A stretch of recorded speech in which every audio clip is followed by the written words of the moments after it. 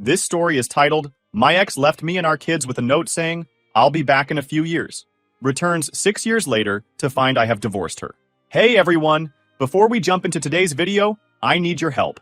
We've noticed the channel is losing some traction, and subscribing is one of the best ways you can support us. It's quick, free, and it helps us keep bringing you awesome content.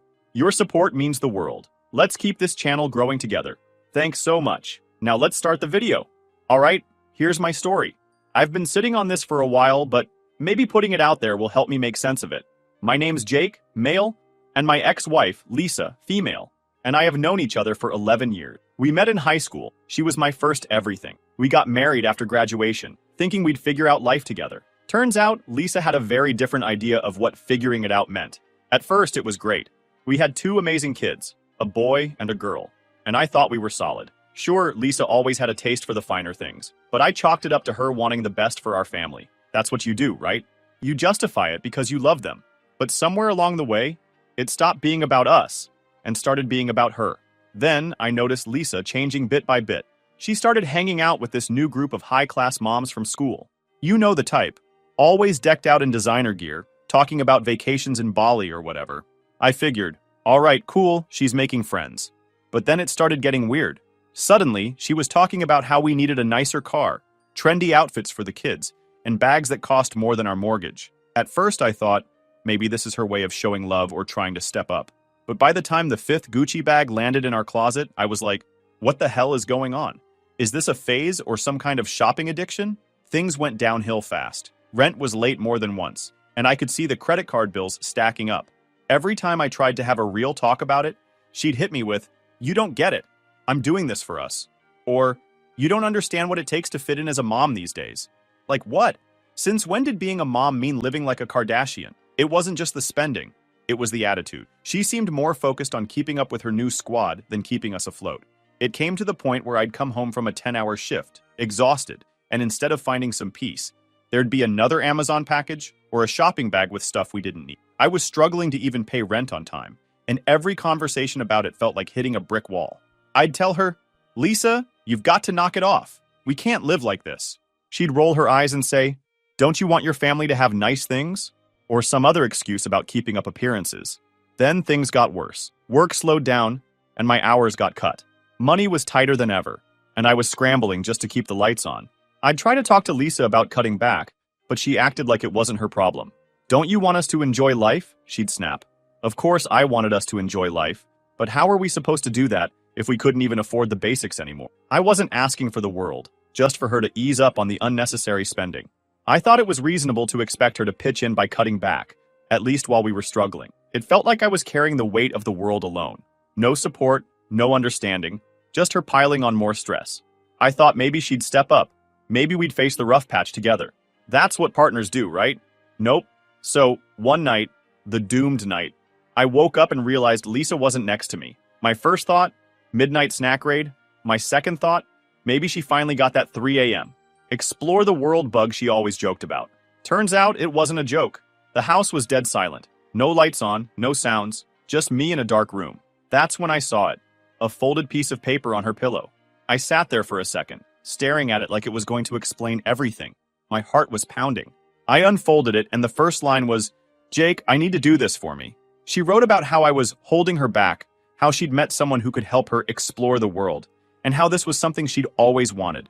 She said she wished she didn't have to hurt me or the kids, but sometimes you have to leave behind the things that keep you small.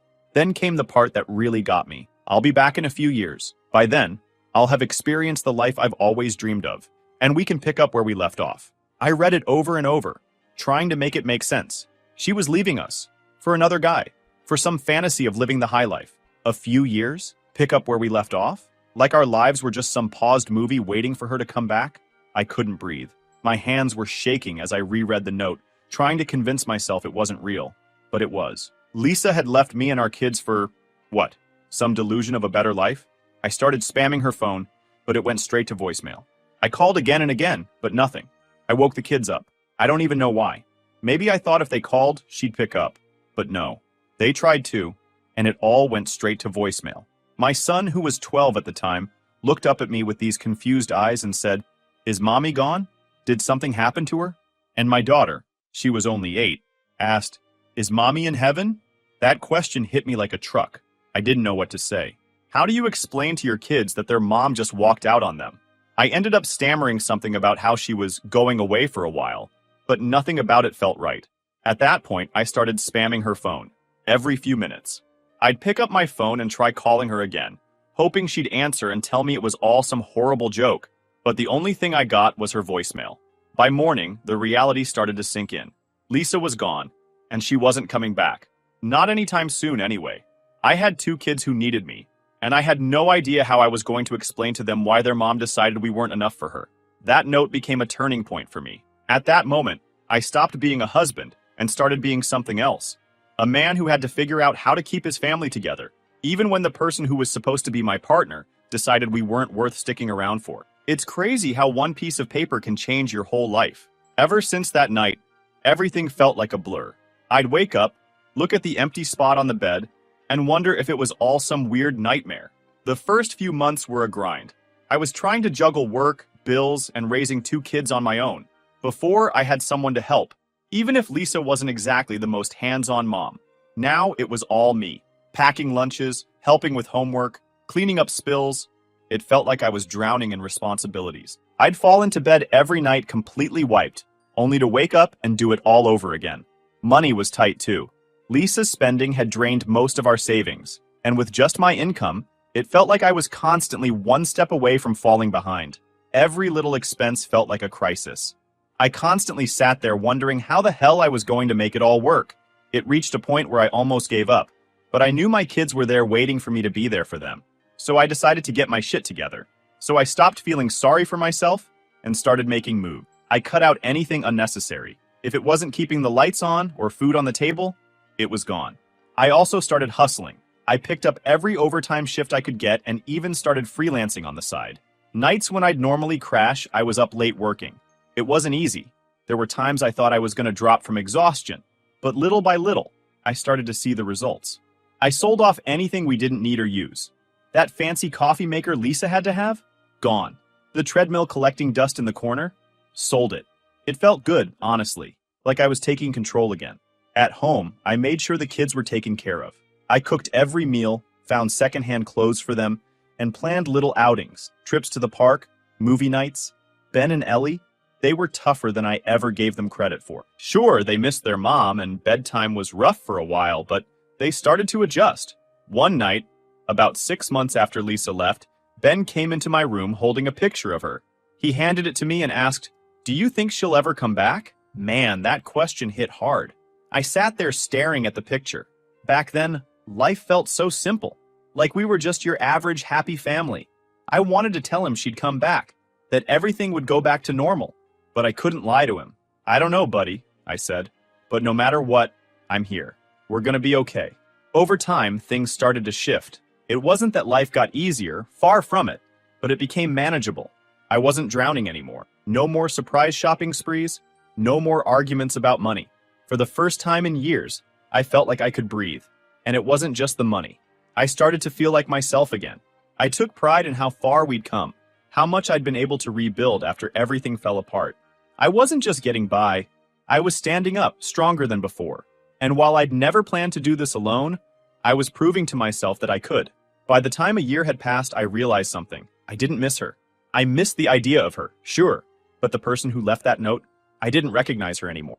That's when I knew I couldn't keep dragging this around with me. When Lisa left, I thought, well, there's no handbook for this. Turns out the handbook is called a lawyer. I explained the situation and filed for divorce. That felt weirdly liberating, like unsubscribing from a newsletter you didn't even sign up for. Since Lisa was nowhere to be found, the process was quick and easy. It wasn't like I wanted things to reach that far, but it was the right thing to do. I sold the house, a place that had started to feel like a museum of bad memories, and moved us to a smaller place in a quieter town. Lisa had hated the idea of moving somewhere less flashy, but I didn't care anymore. I was done living for her. Our new home wasn't much, just a little 2-bedroom house on the edge of town, but it felt like a fresh start, and the kids adjusted faster than I expected. By the time 3 years had passed, Lisa was like a distant memory, at least for me. For Ben and Ellie, it took a little longer.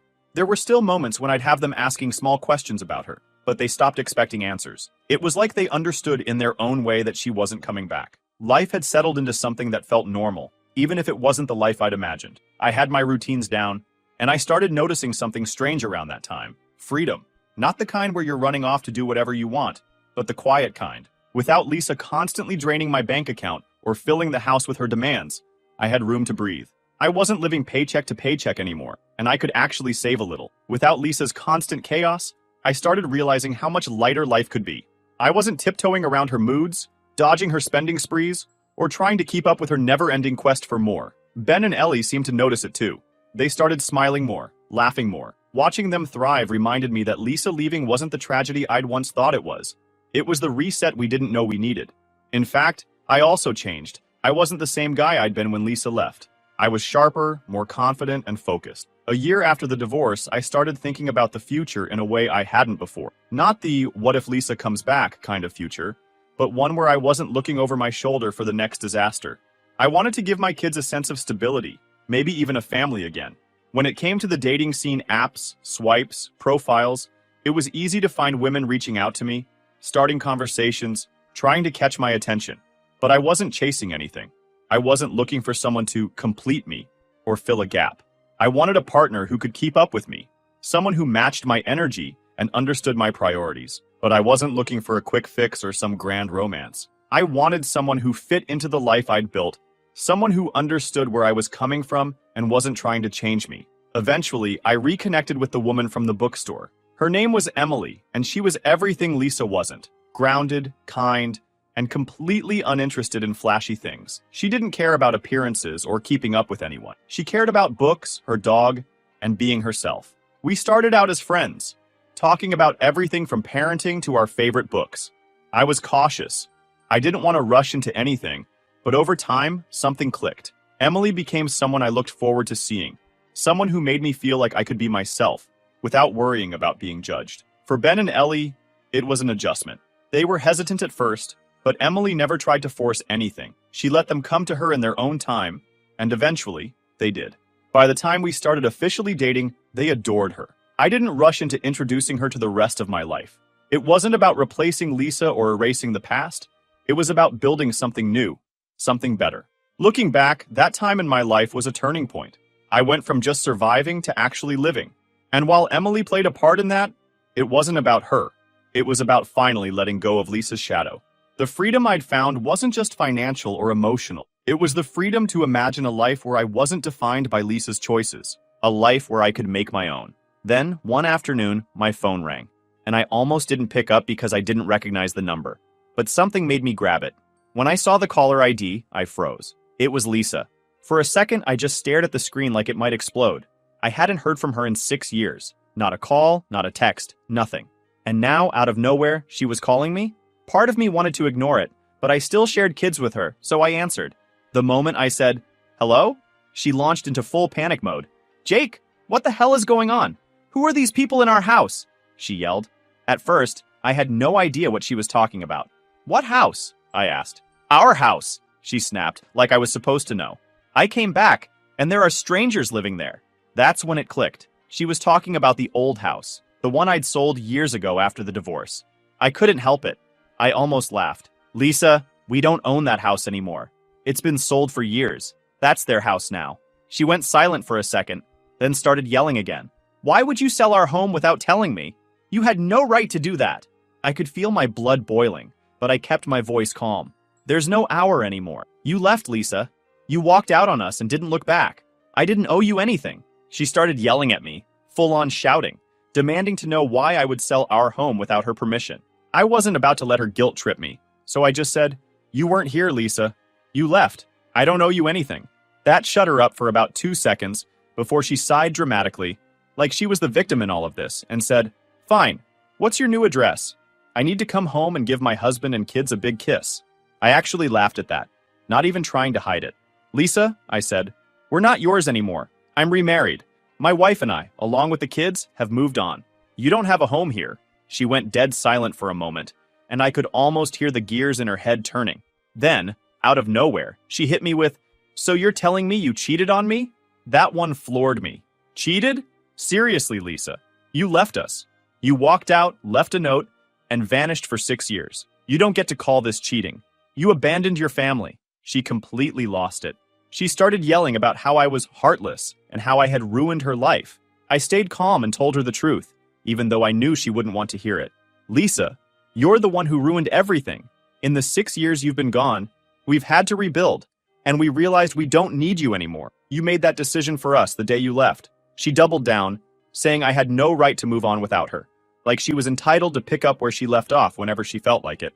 Then, and I kid you not, she said, "What's your address? I need to come and teach you a lesson." I couldn't help it. I let out a dry laugh. Teach me a lesson? Lisa, are you serious right now? You've got some nerve, she shot back. Selling our home? Moving on? You think you can just erase me like that? Erase you? I said, trying to keep my cool. Lisa, you erased yourself when you walked out on us. You think you can just show up after 6 years and start calling the shots again? I'm your wife, she practically shouted. Were, I corrected. I admit I was playing on her nerves, but I enjoyed it. You were my wife. That ended the day you left. Now I have a new wife, and the kids and I have moved on. You don't get to come back here acting like this. She scoffed. Oh, so you think this is all just fine? That I'm going to sit back while you ruin everything?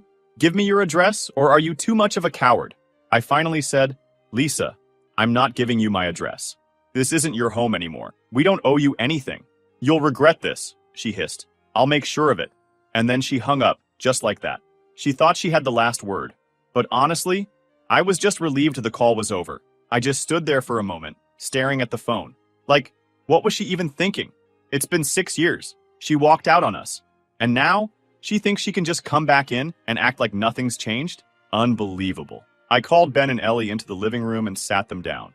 I told them their mom had called and asked if they wanted to have a relationship with her. I wanted to give them the choice. It wasn't my place to make that decision for them. Their reaction was immediate. Ben shook his head and said, No way. She left us, Dad. Why would I want to talk to her now? Ellie just looked at me and said, Do we have to? I told them they didn't have to do anything they didn't want to. I could see the relief on their faces, and it hit me how much Lisa's absence had shaped them. She wasn't the mom they remembered anymore. She was just a stranger? Well, Lisa wasn't one to let things go. A few days later, I got a call from one of her relatives. Her cousin, I think. They told me Lisa was furious and planning to come back to town. I didn't know what her endgame was, but it didn't matter. She wasn't walking back into our lives like nothing had happened.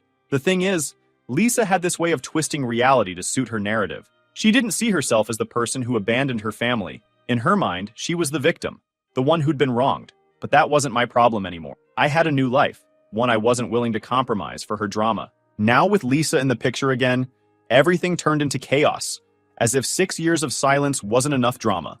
After our phone call, I thought maybe she'd realize she wasn't welcome and leave us alone. But no, Lisa doubled down. She started calling and texting nonstop, leaving these rambling voicemails about how I'd betrayed her and how she deserved to be part of our lives again. At first, I ignored her, but then things escalated. She even called once while I was at work. I picked up because I was tired of the constant interruptions. You think you can just replace me? She snapped the second I answered. Lisa, what do you want? I asked, trying to keep my cool. What do I want? I want my family back, she shouted. You had no right to move on without me. We were supposed to pick up where we left off. I couldn't believe what I was hearing. Pick up where we left off? I yelled. Lisa, you walked out on us. You left a note, disappeared, and didn't look back for 6 years. You don't get to show up now and act like nothing happened. She scoffed like I was the unreasonable one. I told you I'd be back. You should have waited for me. That's what families do. They stick together. Families also don't abandon each other, I shot back. You didn't care about us when you left, and we don't owe you anything now. That's when she started throwing accusation. She claimed I was trying to erase her, that I'd brainwashed the kids against her, and that I'd cheated by remarrying. She even had the audacity to say, I hope your new wife knows she's living in my shadow. I hung up after that. There was no point arguing with her. But she wasn't done. She started spreading rumors among her extended family, saying I'd stolen her house and kept the kids from her. Thankfully, her relatives weren't buying it. Then came the legal threats. She claimed we were still married and announced that she was planning to have my marriage to Emily annulled. Can you believe that? She acted like she could throw the reverse Uno card in my life because it didn't fit her narrative. Apparently, she thought the divorce didn't count because she hadn't been there to contest it. I couldn't help but laugh when I heard that one. Like she could just skip out for 6 years, then pop back in and declare the whole thing null and void. She was acting like the world had been on pause while she was gone. as if everything would be exactly how she left it, just waiting for her to pick back up whenever she felt like. The sheer audacity of it all was mind-blowing. Lisa was so caught up in her own delusions that she genuinely thought her absence wouldn't change anything. That's not how the legal system or life works. I had the paperwork to prove the divorce was finalized, and she'd been notified through every legal channel possible back then. But apparently, ignoring reality was her specialty. She was throwing around big legal terms and acting like she had some sort of case, which was laughable considering she abandoned us and had no leg to stand on. Emily and I talked it over, and honestly, we weren't even worried, just annoyed. Lisa's threats felt more like a tantrum than anything real, but it didn't make them any less irritating. I sent her a firm message through my lawyer, reminding her that our divorce was legally finalized years ago, and that she had no claim over my life or my family. I thought that would shut her down, but Lisa wasn't one to go quietly. Around this time, Lisa went full-on crazy mode. I guess when she realized I wasn't biting on her calls and messages, she decided to go after Emily instead. Lisa had somehow gotten her number, don't even ask me how, and had sent her this long chain of unhinged texts. Stuff like, "You think you can just take my place? You'll never be their real mom. You're nothing to them." And another one that said, "Jake is mine, and you'll never change that. Don't think for a second this is over." I was seeing red. Like, who does that? Emily didn't sign up for this crap. But Lisa wasn't done. She started spreading rumors about Emily around town, telling anyone who'd listen that Emily was a homewrecker and that she'd stolen me. It was laughable, honestly, but it still pissed me off. I wasn't about to let her keep pulling this crap. The next day, I went straight to my lawyer and filed for a restraining order. Lisa was officially out of chances. Of course, she didn't take it lying down. She kept trying to stir up trouble, but at least the restraining order gave me some leverage to shut her down. By the time Lisa's attempts to force her way back into our lives had run their course, I was done. Completely done. I tried to shut her off in every way possible. At some point, the calls stopped. The messages dried up. Maybe she finally realized there was no getting through to me, or maybe she just moved on to her next scheme. Either way, the silence was a relief. For the first time in years, I didn't have to deal with her constant chaos, and I could focus entirely on my family and the life I'd rebuilt. It was like a weight had been lifted, a reminder that she no longer had any power over me or my choices. After a few months, life was finally calm. I was thriving at work, the kids were doing great, and Emily and I had built a life I was proud of. It was during a work dinner, one of those formal networking events where you shake hands, make small talk, and hope the food is at least edible. I'd been invited as a guest of honor for some project I'd led, and everything was going smoothly until she showed up. Lisa. At first, I thought my eyes were playing tricks on me. She was there, dressed to the nines, hanging off the arm of my boss. My heart dropped. Of all the places she could have appeared, why here?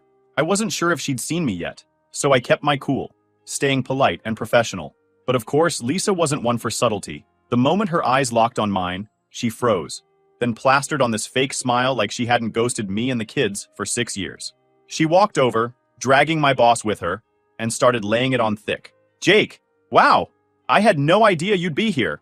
Her voice dripped with fake enthusiasm. I didn't say a word, just nodded politely and turned back to my conversation. She didn't like that. "Aren't you going to introduce me?" she asked loudly, trying to pull attention. I still didn't bite. Instead, I excused myself, grabbed my jacket, and made my way toward the exit. That's when it happened. Lisa lost it. "Really?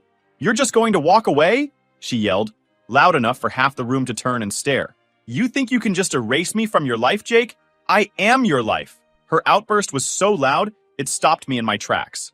For a moment, I considered responding, putting her in her place right there in front of everyone. But then I looked around, my boss, my colleagues, strangers, and realized it wasn't worth it. Instead, I turned to her and said calmly, "Lisa, this isn't the time or place. You need to leave." She started ranting about how I'd ruined her life, how I'd stolen her family, and how she deserved better than this. It was embarrassing, honestly. I could feel everyone's eyes on us, but I refused to stoop to her level. I just shook my head, turned back around, and walked out of the room. That night, as I sat at home with Emily and the kids, I realized how far I'd come. Lisa's outburst didn't faze me. It was just noise. The life I had now, the family I'd rebuilt, was all that mattered. Emily asked me what had happened at the dinner, and when I told her, she just laughed and said, "Sounds like she hasn't changed a bit." "Nope," I said, smiling. "But I have.